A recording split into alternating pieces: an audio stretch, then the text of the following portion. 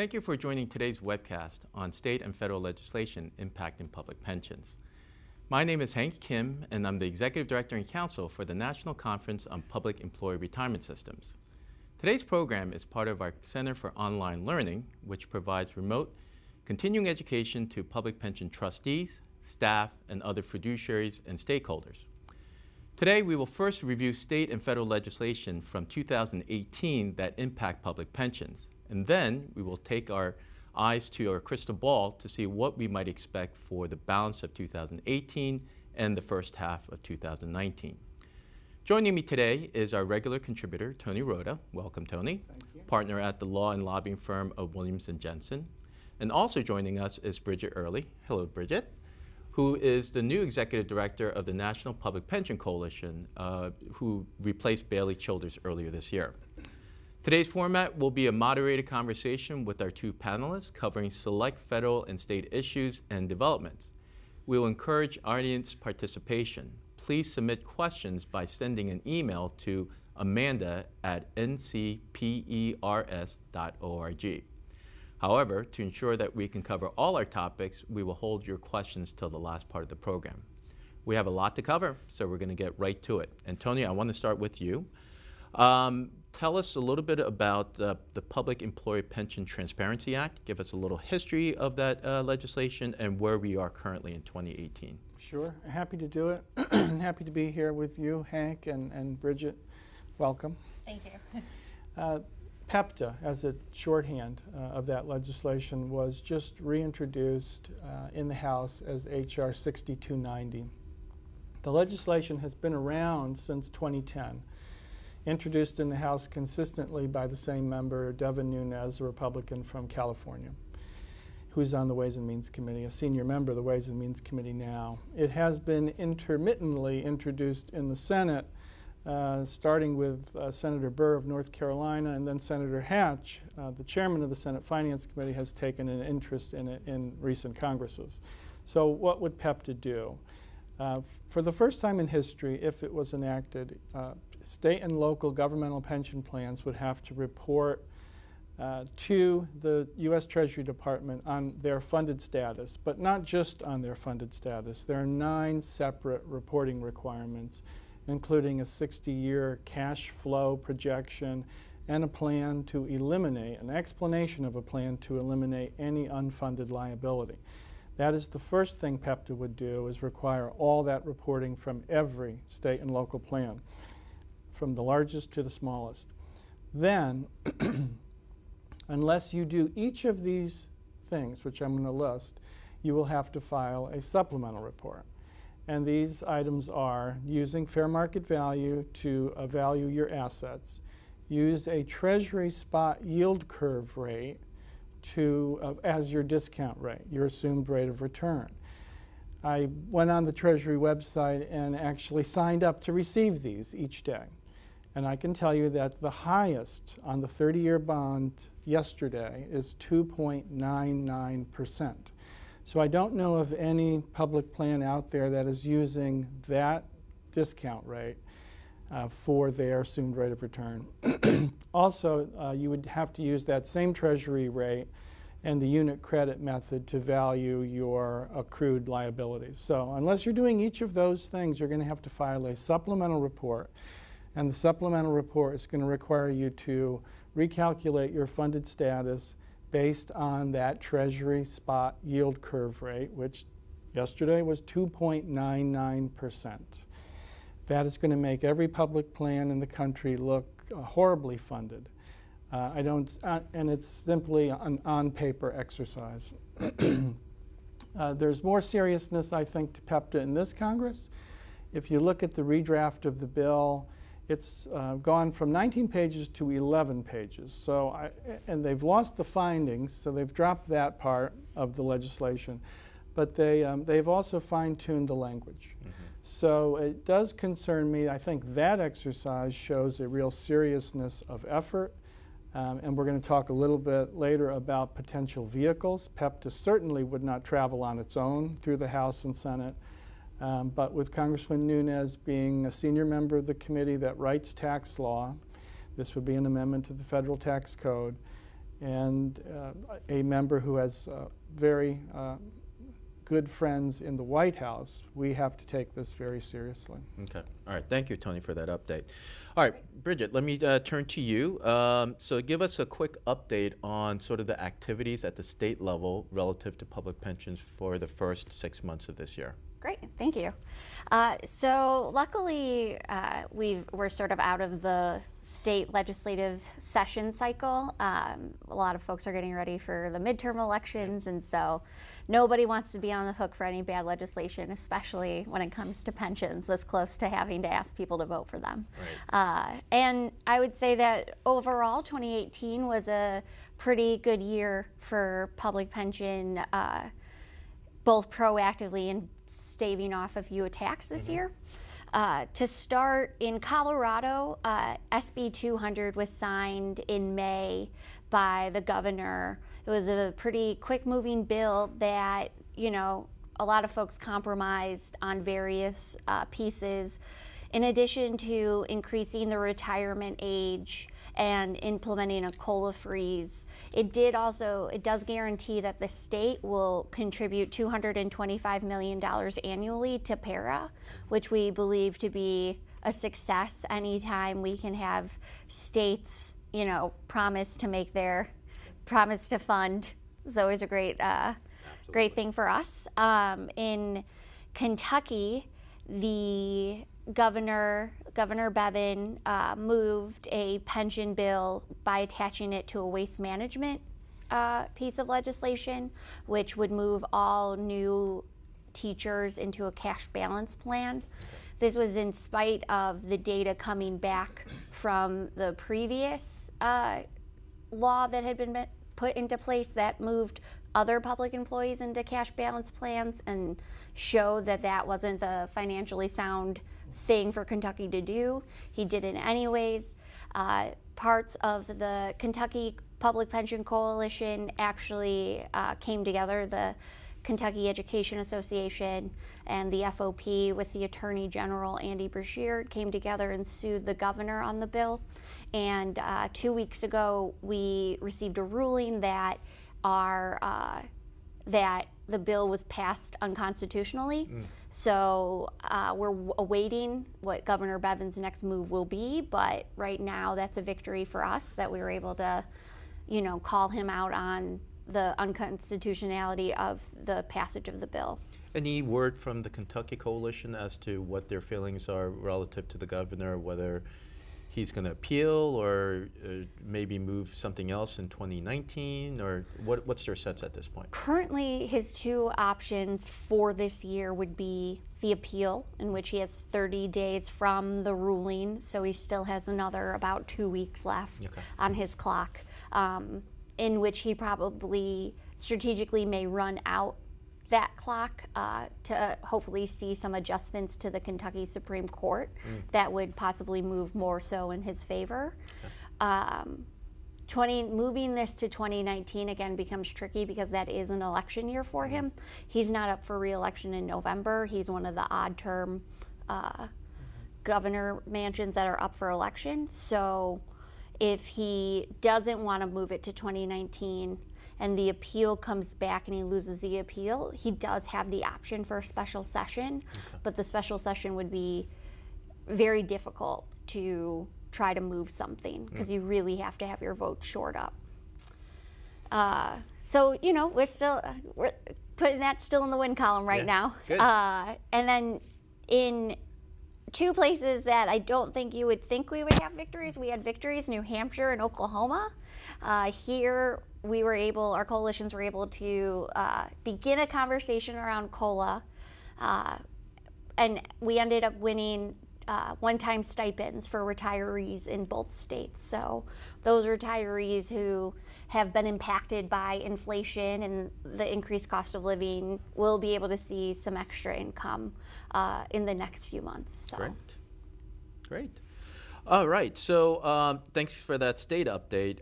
So Tony, let's go back to you and Congress. What other activities occurred in the first half of 2018 that impacts public plans? Sure, and I'll take it back to a couple months into 2017 when we were dealing with tax reform as well. So in addition to PEPTA, the kind of the dark clouds on the horizon, PEPTA, an issue that we fought successfully in tax reform, which would have subjected state and local governmental plans to the unrelated business income tax. That was going to be a significant hit on public funds. And it would have translated into a hit to the taxpayer because they would have to fill the gap, certainly with increased contributions if the investment returns were lowered because the asset values were lowered. So UBIT is another dark cloud on the horizon. The other is so-called Rothification.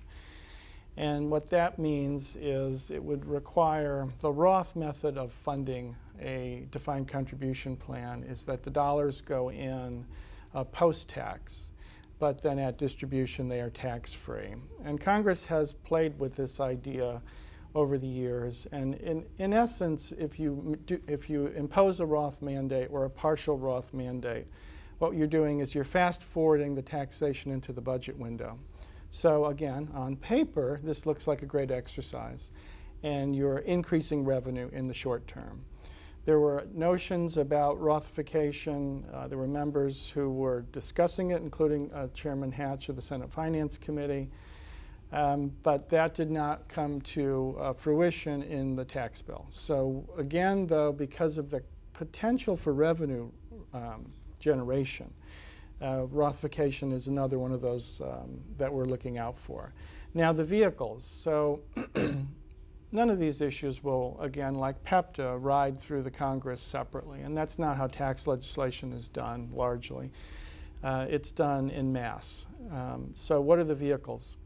Earlier this year, Congress created a select committee on the multi-employer pension plan funding issue. These are the Taft-Hartley plans. These are not public sector workers, they're private sector workers. And they're in these multi-employer plans that are industry specific. And some of the industries, and it's only about 10% of these funds, of all the universe of multi-employer plans, only about 10% are really facing significant funding shortfalls. And those can be characterized, for instance, like the trucking industry, with a tremendous consolidation. The trucking industry in 38 years has gone from 50 significant employers down to 4. And then simultaneously, we're seeing lower amount of workers who are covered by collective bargaining agreements. So the base for these plans is shrinking. And then you have the other issues that impact all plans, which is an increased longevity, which we all love on a personal level, yeah. And for our families, but it's a cost issue for pension plans. And then lower or more erratic investment returns. So those are issues that have come together on the multi-employer side to demonstrate enough seriousness that Congress created this select committee. 16-member committee, 8 from the Senate, 8 from the House, 4 from each party in each House, and to come up with recommendations by November the 30th. In meetings I had earlier this week with 2 offices who are on the select committee, it was clear that the November 30th date is a date, but it's not necessarily going to dictate whether they finish or not. It's not as if they throw the towel in on December 1st. So what we're looking at is a process where 5 of 8 of each party need to vote on the recommendations in order for it to receive expedited consideration.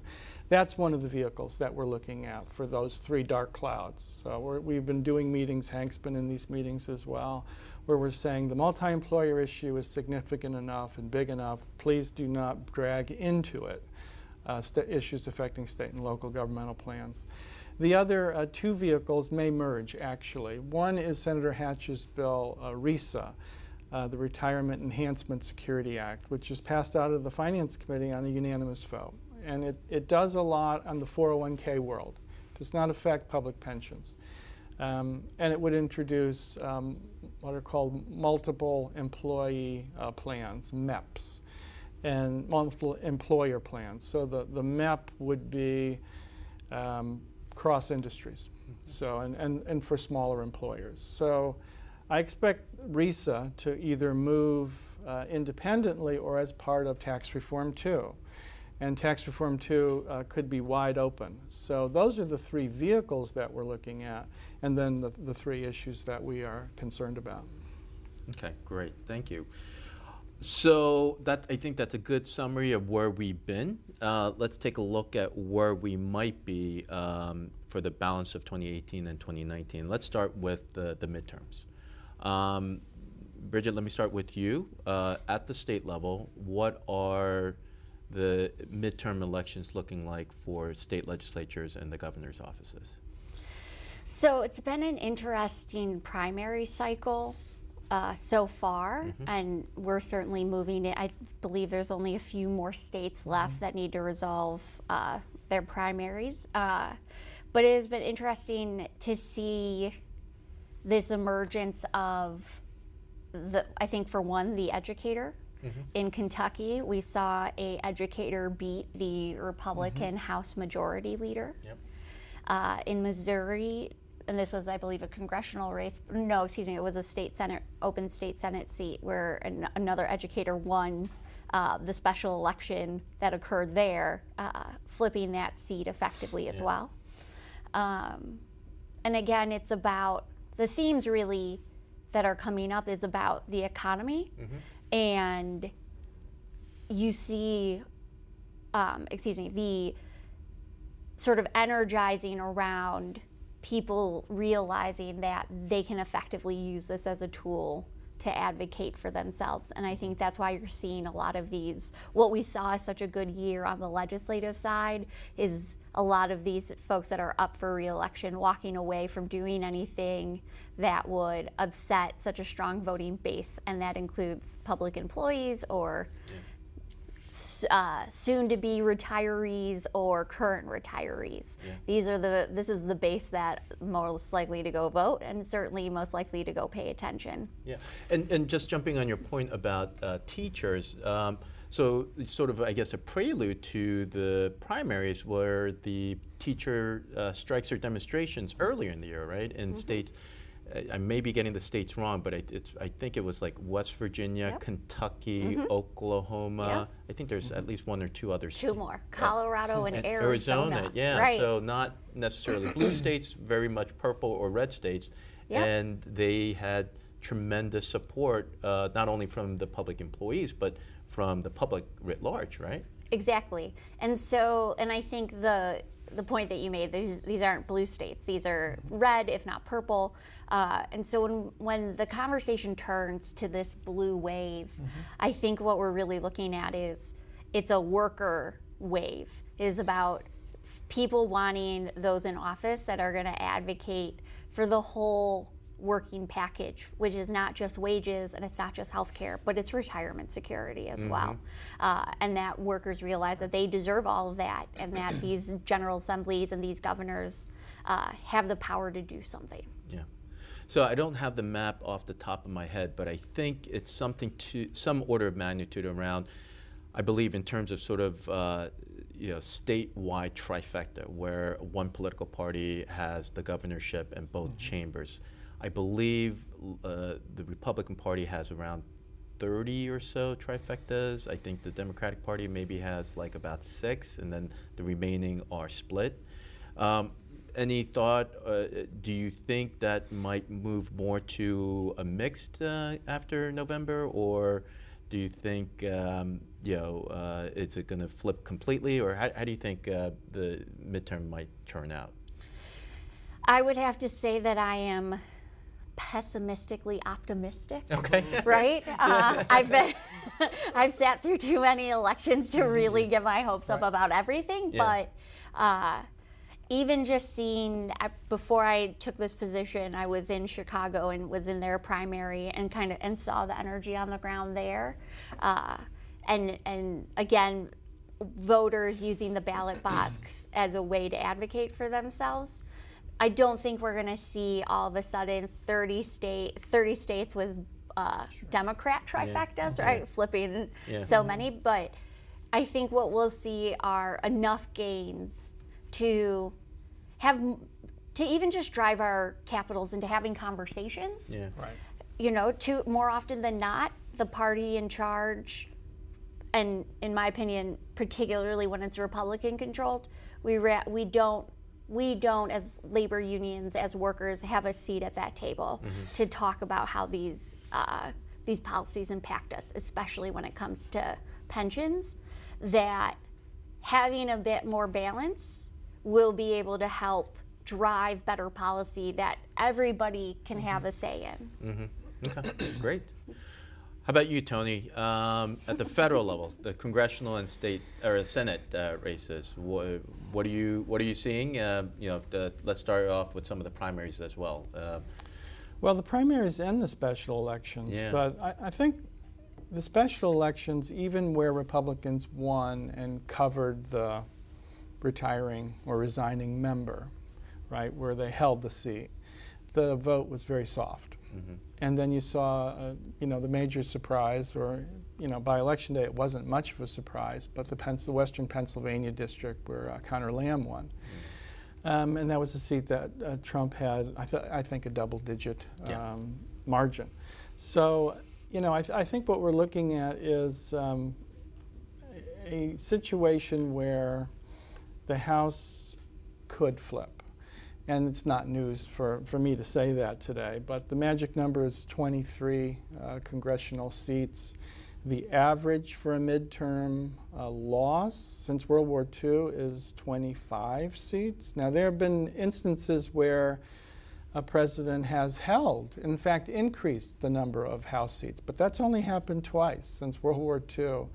And in each instance, President Obama did it once, President Bush did it once, but they were riding very high personal popularity numbers in the 60s. So with President Trump, we don't see that at all, and we're unlikely to see it. So I think it's probably a better than 50-50 that the House does flip to Democratic control, and then that's going to be a march through suburbia, in my view. I think that's where President Trump is going to be a drag on voters, educated voters, women. I think those numbers, as we start to get into the fall, we're going to see some districts that are going to pop up on the radar that even the Republicans didn't think were in play. The Democrats are raising a lot of money. In some instances, there was just an article saying that some Republican incumbents are being outraised by their Democratic challengers in places where you wouldn't think that would be possible. So I think all that's lining up, the retirements that we've seen from House Republicans to a potential flip. Okay. Now in the Senate, I would say just the opposite. I think while the margin is razor thin now, 51-49, Democrats could potentially pick up 2 seats. The ones that they always point to are Arizona. Kristen Sinema is running an excellent campaign, and that's this retiring Jeff Flake seat. And then in Nevada, a challenger opposing Dean Heller, again, very close. And so those are the 2 potential Democratic pickups. But even if they do that, they have to hold all those incumbents in the deep red states, and that's going to be very difficult to do. It's just the percentages are not with them. Could it happen? Yes, it absolutely could happen. And if there's a wave that's high enough, it could flip the Senate as well, and you hear prognosticators talk about that potential. I just think the odds are against that happening. And we're going to talk, I know, a little bit later about what all this would mean if that were to come to pass. But that's kind of where I peg things today. And then somewhat of a wild card in that is the redistricting or the gerrymandering cases, correct? I'm trying to remember where I last remembered, but I think the Maryland case was... One was just sent down, which was a loss for those who were hoping the Supreme Court was going to take a more activist role in this. And I guess that doesn't surprise me that much, that the court does not want to get involved in being the final arbiter of congressional district lines. I mean, that's quite a leap into a new area of jurisdiction. But I mean, if they see egregious things, I think they would move. But I don't see a more sweeping role for the court. Well, I think that's a good segue to talk about another Supreme Court case that does have impact on the public side, more about public unions, but potentially about public sector pensions, which is the Janis case. Yes. Bridget, Yeah. let's talk a little bit about that. What are you hearing relative to that case and the impact it might have on public unions? And then I think we could have a quick discussion about what we think it might mean for public pensions. Yeah, so just a quick step back of just for folks who may not know the whole broader story of this, but Janis versus AFSCME District Council 31 came from my great state of Illinois. Mark Janis, it's a public employee worker who Governor Rauner found to be the face of this campaign. He was upset that by paying agency fees for the union, he in part felt like he was supporting the union's other broader activities. And unfortunately, what this case did was reopen what had already been 40 years of established law, the case being Abood that is talked about, which essentially set up the system of, as a member of this workplace, you fall under this collective bargaining agreement, which was negotiated for you by these professionals from the union. And so we're not going to ask you to pay full union dues that may go to support any of our other activities, but to cover the cost of negotiating this contracts for the employees in this workplace, we will establish agency fees. Those have now been removed. And so we've seen our affiliates now are going through the process of talking to members, engaging them, organizing, to ensure that people really understand what they're losing. And so what they're losing, I like to liken back to a condo association, right? So you move into a condo building and everybody has to pay their HOA fees. Yeah. Well, Mark Janis wants to move into the condo building and he would like walls that the exterior to look nice, and he would like the walls to stay up and that the windows are working, and a roof, but he doesn't want to pay for them because that should be the association's job to do. Well, how are you supposed to do both? Yeah.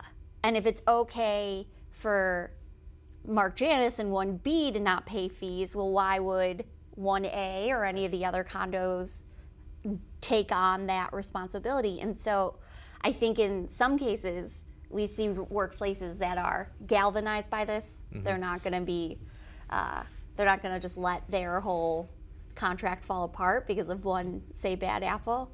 But I think what Mark doesn't realize is that at some point there's going to be nobody to advocate for him to his employer. And what that advocacy has done for him at the negotiating table has meant that he has seen wage increases. He has seen health care benefits that people in the private sector have not, and retirement security. He is going to be eligible for a public pension. And if it weren't for that union contract, I don't think Governor Rauner, I don't think a lot of Republican governors would, out of the kindness of their heart, say, you know what, I love public employees so much. I want to make sure you have retirement security, so here's this pension plan. Yeah.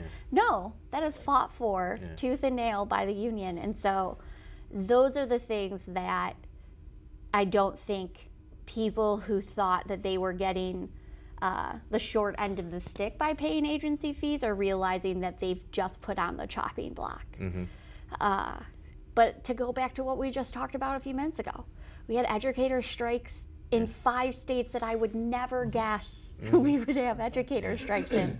And so that is heartening to see. It's heartening to see voter turnout in these races. Knowing that, I think people finally realize that again, the ballot box is a place in which they can advocate for themselves, but also that they can start feeling more secure by joining a union and being able to advocate for their workplace, wage benefit package. Yeah. Well, and you started off by saying there is more of a history than just this Janis case. Obviously, 2 years ago there was the Free Ridge case, but both of these cases were, to your point, going after precedent of Abood versus Board of Education of Detroit, and that case was a 1977 case under the Warren Burger Court, not overly known to be a liberal court, and in fact, at the time in '77, an associate justice by the name of William Rehnquist was on that court, who later became Chief Justice, right? Mm-hmm. And the Abood case was decided by 9-0. It was a unanimous decision in support of agency fee. And I think what this shows is over the last 40 years, just this, it could be a political shift, but I think it's more also of a dedication by those on some on the other side, for instance, the Koch brothers and others, to really move the court in a different direction. And so I think the Janis case is one fruit of that sort of long-term political movement that they were seeking to do. And can I just add one more thing, since you mentioned the Koch brothers? I mean, this is a long game for our opponents, and they are not only so well funded, they're prepared. The day Janis came down, they had canvassers ready to mobilize on the West Coast to go to membership doors to inform them that they could quit the union and still retain the benefits. And just like 401k benefits, right? That when people push 401k plans, sure, yes, you can quit the union and this collective bargaining agreement will still be in place. But if your union isn't around when that contract expires, that contract and those benefits go away. Just like a 401k, sure. It seems great right now. You have control, you have portability. It's gonna cost less in the immediate time frame, maybe, because you're not paying an unfunded liability. Yeah. But when you go to retire, you're not gonna have enough saved. You're not gonna have security or dignity in retirement. Right, right. I have a question here. When do you think we'll see the results of this decision in the way of union rules, the way of folks who have changed their behavior because of it? When do you start to see it? I believe it started. I think because Friedrichs was already out there and then didn't get ruled upon. Our side has known and has been engaging and talking to members, and that when Janis came down, that was the rule immediately. And so our affiliates are out there talking to those members that they have to re-engage and recertify. And the other side's also out there every chance they get. So it dribbles in. The results. Exactly. Yeah. I would say for me, particularly relative to public pensions, the time frame I'm looking at is somewhere, say, 5 to 7 years out. So when some of the enthusiasm and the blue wave, some of that dissipates, and when public unions are spending more and more time trying to recertify employees, and as a result, their resources and time are, say, less devoted to defending public pensions, or maybe fighting for more immediate wages and other benefits, not necessarily pensions. That's when I think the impact will start showing up. It's somewhere around 3 to 5, 7 years, and Bridget, you're right. I think one of the biggest allies public pensions have are public sector unions, and to the extent that their resources or their bandwidth is taken up by something else, then I think in the whole it weakens public pension advocacy. So it's something we'll have to keep an eye on. Yeah. Absolutely. Absolutely. Yeah. I have a question here. When do you think we'll see the results of this decision in the way of union rules, the way of folks who have changed their behavior because of it? When do you start to see it? I would say for me, particularly relative to public pensions, the time frame I'm looking at is somewhere, say, 5 to 7 years out. So when some of the enthusiasm and All right, so let's shift gears a little bit and talk about so what we anticipate from sort of the the election. So Tony, let me start with you. So for the 116th Congress, what are you thinking? So if I follow my projection, Yes. and the House flips, the Senate stays where it is. We have President Trump. This is what I see happening, and I've talked to a lot of members and staff over the last couple of weeks, and this is what they kind of see as well with a flip.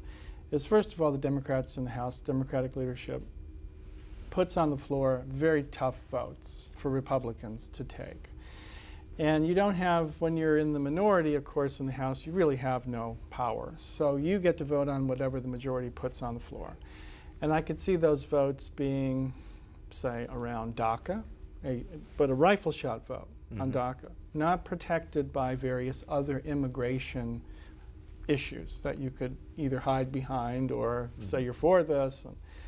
Another one could be on the SALT deduction, the $10,000 cap on an individual's or a returns state and local tax deduction. That is going to, I think that has electoral peril for Republicans, but I think you put a vote like that on the floor where it's one issue, one vote, and you have to vote for that to maintain the cap or to eliminate the cap. And then we can all think of various healthcare issues that you could vote on. Those three areas, those are tough votes. That's one thing I see happening in the House. The other would be kind of a broader bill. So after you put the minority, say the Republicans are in the minority, on the spot on an individual rifle shot, then you do a broad bill. Then you bring the comprehensive immigration reform bill to the floor. And that's more, I think, for your own base. That's to show your base and the voters in the 2020 presidential election and congressional elections, this is where we're going. We'll pass this, it won't go anywhere. The Senate's controlled by the Republicans. President Trump would never sign it anyway if it got through there. But these are more broad messaging bills for the base of the party. And then, of course, the oversight. The committees work, 24 hours a day to keep the Republican Trump administration on the ropes with oversight. Oversight hearings from not just the usual suspects, the Government Reform and Oversight Committee, but every single committee in Congress has the ability to conduct oversight over the areas that they have jurisdiction. So there's no end to that. And then meanwhile, you have the Senate with probably a slim Republican majority that can really not do very much over there because they have the 60-vote threshold. So unfortunately, I would say maybe for the country, you don't see a whole lot of bills getting to the finish line if that scenario plays out where you have the House flip and the Senate stay Republican. But, the other thing that's really selling out there, I think, on the stump for the Democrats is the check. A House majority would be a check against the Republicans doing basically what they'd like to do at any time. So the Democrats tell me that that's a very saleable point in their elections. So that's kind of what I'd see for the 116th if it plays out that way. Okay. And Bridget, before I turn to you and ask similarly about at the state level for 2019, Tony, let me go back to you, and I guess we skipped over a step, which is lame duck, right? So we talked a little bit about tax reform, we talked a little bit about PEPTA and other bills out there. If assuming you saw that correctly, do you think there would be any activity relative to tax or tax reform 2.0 in the lame duck? There could be. Tax Reform 2.0 has a real challenge because, as you remember, Tax Reform 1.0 was done under the budget reconciliation rules. In order to do that, you need a budget resolution agreed to by both the House and the Senate. That was difficult to get. It is more difficult to get after you've added $1.5 trillion in deficit spending. So in order to have a budget that could pass the House, you would need to get it close to a balanced budget. and it's just not possible to do that. You can't get the programmatic cuts necessary to get there. So Tax Reform 2.0 can pass the House. It could pass the House with troublesome provisions for our community, which is what we're going to guard against. But it doesn't have a life in the Senate in this pre-election or lame duck. The lame duck issue that I think has a real viability is the multi-employer. And it was structured that way because, as you can kind of see, the November 30th deadline is after the election. So you have a group of folks who have just won or lost, and they're the lame duck Congress, and they have this very difficult issue to resolve. But if you get, as I said, the 5 of 8 from each party, I could see that having real legs in a lame duck. Okay. So Bridget, at the state level, early part of 2019, what are you seeing? So it kind of starts now, while the folks out there vying for to be rehired through re-election are not really talking about pensions. This is a time in which our opponents really take advantage of laying the groundwork for putting it in the back of your head, like, well, is our pension fund at risk? Should we be worried? We've seen this in Georgia. The Georgia Public Policy Foundation has put out at least one op-ed, talking about the teacher retirement fund being, precarious, and how do we fix that? So that's a state we're looking at. Louisiana, we beat back the hybrid plan that was put forward. We see that as potentially coming up again, that it's not necessarily going anywhere. The two other states that have sort of cropped up on the radar are Texas. Texas only has their legislature in session for 1 year out of the 2-year cycle. And right now there is some discussion around the discount rate that could create a further unfunded liability of that plan, thus triggering the capital to want to fix that. And then in New Jersey, the Pew reports just came out about stress testing, and the results are that the funds are going to go up in 12 years based on their stress testing formula. And so that's another state that we have to be concerned about, that the fix isn't going to be a real discussion around revenue options. It's going to be around cutting future retiree benefits, cutting current retiree benefits, who knows. So that's sort of what we're looking at towards for the 2019 legislative session. Okay. And I do want to remind folks, if you have questions, please email it to amanda@ncpers.org. So we'll take up your questions in the next 5 to 10 minutes. So Bridget, so assuming that there are some changes at the state level, we've worked together, MPPC and NCPERS, to create a public pension academy, back last year in Arizona. What are your thoughts about doing something in 2019? Yeah, I think we're really starting to have those conversations in earnest with our people on the ground, and I think conversation about broadening who our audience is as well. These pension academies are for policymakers, and we like to invite the people that occupy the state legislatures across the country, or do, I should say, state specific, but we should also be expanding it to maybe some of our municipal electeds, because that's the bench. You tend to, start as your local commissioner or your local mayor and move on up. So we should really be talking to those folks now about what the whole of the pension world means for their state as well as their community. We know how public pensions prop up local counties via how much economic activity or jobs created. You guys did the wonderful report around unintended consequences that we can point to the economic activity derived from pension investments, and so we should really be talking about this to broader people, and that's what we'll work on in identifying states that we really need, that we know we need to really make sure that we're educating people who might make immediate decisions in their legislative session, plus any sort of future electeds that may come up, that they understand what the long-term plan is. Yeah, and it just occurred to me as we're thinking about which states we want to go into, not only could we tailor it towards, state or local policymakers and their staff, but possibly even news media in that state, right? So those who cover the state capitol or who cover pension issues, maybe they could be invited as well. So we'll need to talk about that. Yeah, that'd be great. So lastly, Tony, regulations. Sure.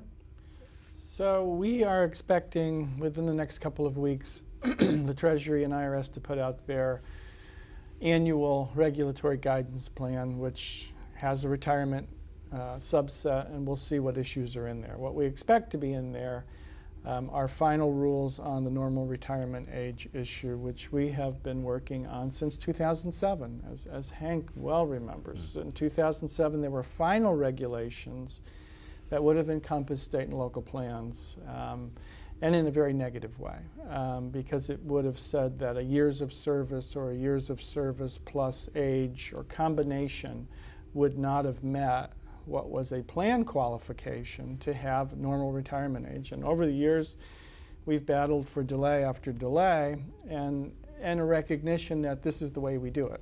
And we've gotten there with Treasury and IRS. So we have proposed regs that came out in early 2016 on normal retirement age that we were largely happy with.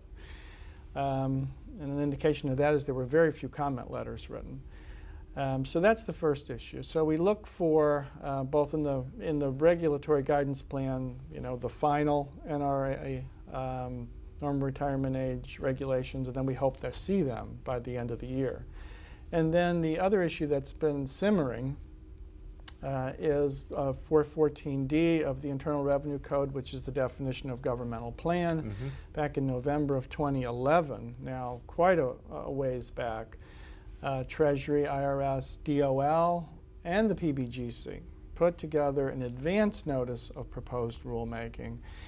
It was a factor-based test as to what a governmental plan is, which we had some concerns about. I think we would like a little more certainty.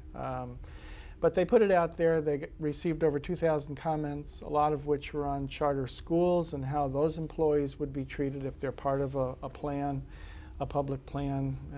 Debate over what is a charter school. Is it fish or fowl in regard to public-private? So a lot of questions were raised on that. Treasury put out a notice on how they would look at charter schools and some criteria, which would be part of a proposed rule. But we're still waiting on a proposed rule, even for definition of governmental plan. And then the final regulatory issue, which is the use of the pickup.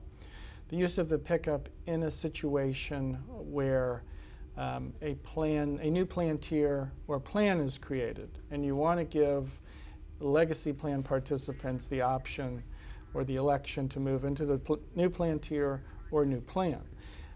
You can do that today, and you can do that as long as the employee contribution rate is the same on either end of the election. But where the employee contribution rate is different, you are under Treasury Revenue Ruling 2006-43, not allowed to offer that election and continue to use the employee pickup. Congress just weighed in on this issue. They have report language as part of the House Financial Services Appropriations Bill, which was on the floor this morning, but the report has been filed. And what the report basically says is it's a recommendation by the Appropriations Committee to revise that revenue ruling, 2006-43, to allow the elections in the case that I just described.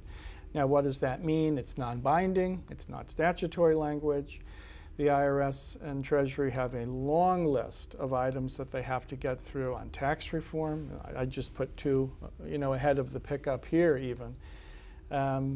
but at least the issue, Congress has weighed in to the extent that they're going to weigh in. Mhm. I think legislation has been introduced on this 3 out of the 4 last Congresses to provide the flexibility by Democrats and Republicans, and I just don't think Congress wants to go near or should go near a kind of one-size-fits-all statutory resolution to this issue, which is not, there's not total agreement on this. So I think it's best put in the regulators' hands where all of us can have an equal opportunity to provide our comments as stakeholders. So that's really the regulatory waterfront as I see it. Great, thank you, Tony. And with your coverage of the definition of public plans and the appropriations language, you covered 2 of the questions that were asked. So, Okay, very good. well, Way to very go. well efficiently Very done. good. Wow. Yeah. I hope we have more questions. We do have more questions. So one of the questions is, and I recognize that none of us on the panel are labor attorneys, but to the expertise that we have, the question is, does a union have to represent all employees regardless of whether they are members of the bargaining unit or not? I believe the answer is yes, that even if someone, say for instance, Mark Janis, opts to not be part of AFSCME Council's, what was it, 39? 31. 31, that AFSCME Council 31 still needs to represent him. You're right, is that? Yeah, so, and that's what Janis does, is essentially implement right-to-work laws covering all of the public sector, especially in the 22 states that, specifically in the 22 states that had agency fees. And so, yes, if there is a collective bargaining agreement that has been negotiated by the employer and the union, those rules that have been in place, that have been put into effect, when it comes to grievances, when it comes to all of that, yes, the union has to expend the resources to represent that worker, regardless of if they're a member of the union or not. Right, which is what your HOA analogy was all Exactly. about. Correct, correct. Tony, a question to you, I guess, is to the extent that tax reform 1.0, as you noted, created a $1.5 trillion deficit, and is deficit spending, is that even a concern anymore? And if it isn't, why couldn't there just be a tax reform 2.0? Well, I think that's 2 separate questions. Is it a concern? It seems to not be a concern, which is really very troubling, especially for those who look at government as, from a more conservative or even middle of the road lens. I mean, really we should be living within our means if at all possible. And we're not. And it seems to be a disregard of that, and we're going to grow our way out of this mentality, which has really never worked. So I think the first part of the question is, unfortunately, I think the answer is there seems to be a disregard for it. The second question on tax reform 2.0 is a little, so the presumption is yes, if we could get to a budget resolution that the House and the Senate could agree to, without regard to trying to get the budget deficit in order. Because the only way you get the budget deficit in order is you have to make entitlement changes at this point. The non-defense discretionary programs are such a small slice of the pie, so you really have to do some hard things. So that would require the House and the Senate to vote on making entitlement changes in a budget resolution, which, heretofore they've been a little skittish about doing. The reason the budget resolution is so important is that's what's going to create the reconciliation instructions, and that's what's going to protect Tax Reform 2.0 in the Senate from having to have a 60-vote margin. A 60-vote margin is going to be hard to get to for Tax Reform 2.0, and I suspect that outside of this reconciliation protection and a simple majority vote, which that then produces or provides for, that you just can't get from here to there. But surprising things happen, and if they take a look, if they have the courage, I guess, to completely disregard economic reality and vote on a budget resolution, that provides huge deficits going forward, then yeah, they could get to tax reform 2.0. Okay. Well, Bridget, Tony, thanks again for joining me in this review of 18 first half and preview of second half of 18 and 19. Look forward to doing this again 6 months from now in January to see what are our predictions, how correct we were, and you know, what we are now sort of more refined tuning of what we see for 2019. And finally, I'd like to thank the audience members for joining us today. The next NCPERS webinar will be next month. We'll be having a presentation with BNY Mellon. Thank you, everyone. Great.